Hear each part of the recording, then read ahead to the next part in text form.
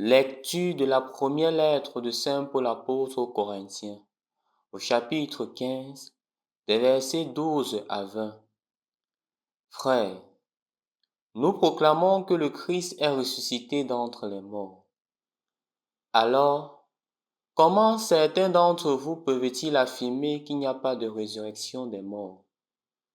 S'il n'y a pas de résurrection des morts, le Christ non plus n'est pas ressuscité. Et si le Christ n'est pas ressuscité, notre proclamation est sans contenu.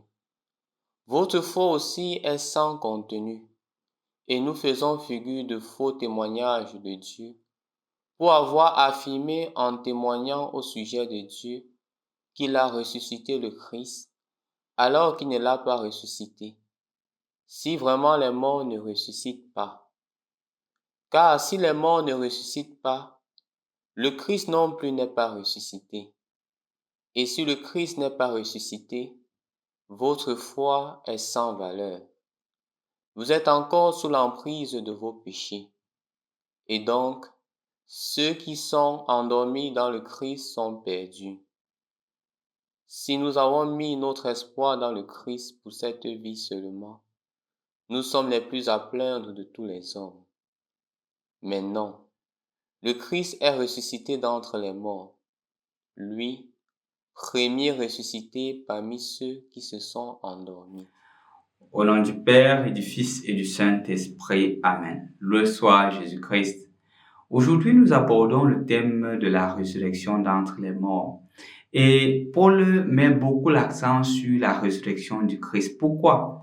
Parce que dans la communauté dans laquelle il vivait, il y avait des courants qui commençaient à dire que non, le Christ n'est pas ressuscité d'entre les morts. Il a fait de très belles choses, il a bien annoncé la parole, il était un très bon guérisseur, il était un bon prédicateur, mais il est mort comme nous autres. Donc on ne peut pas parler de résurrection. Et il affirmait cela à haute et intelligible voix.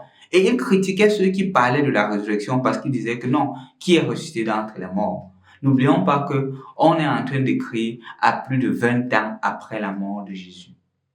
Ça veut dire que certaines personnes entendent parler de Jésus par outil. Ils n'ont jamais fait l'expérience de Jésus. Et donc, c'est pour cela que Paul est clair. Paul dit justement que si le Christ n'est pas ressuscité d'entre les morts, venez notre foi. Si on ne parle pas de la résurrection de Jésus, si on ne dit pas que Jésus est mort, 3 jours après, il est revenu de la mort, non, ça ne sert à rien de parler du christianisme.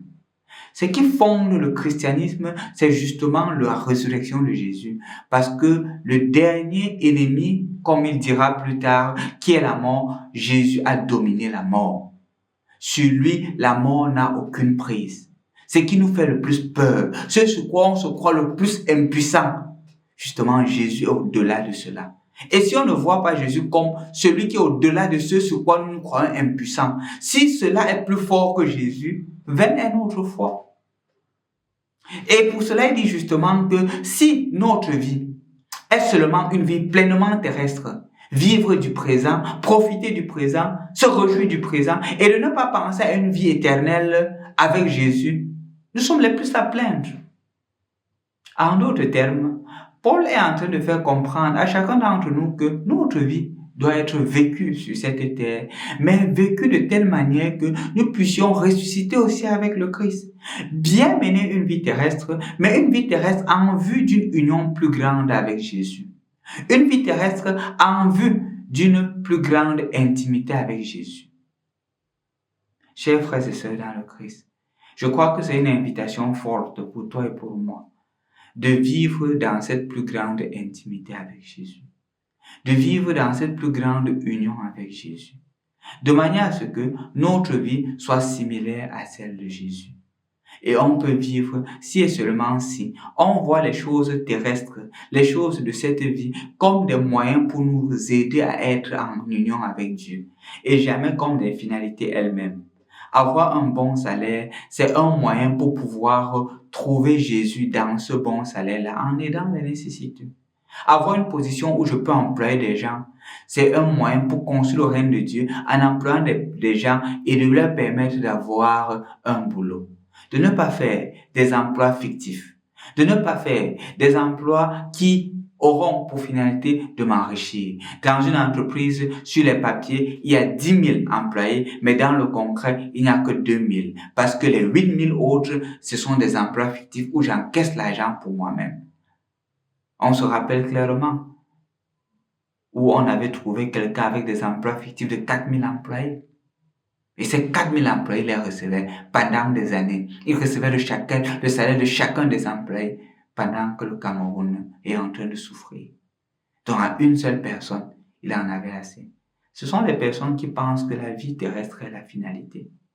Toi qui crois en Jésus, toi qui crois en Jésus ressuscité, n'oublie pas que les gestes d'aujourd'hui te conduiront soit dans la béatitude céleste, soit dans le châtiment éternel.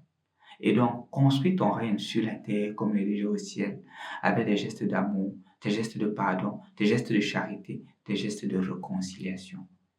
Consente en toi celui qui est habillé par un Jésus qui a ressuscité. Au nom du Père et du Fils et du Saint-Esprit. Amen.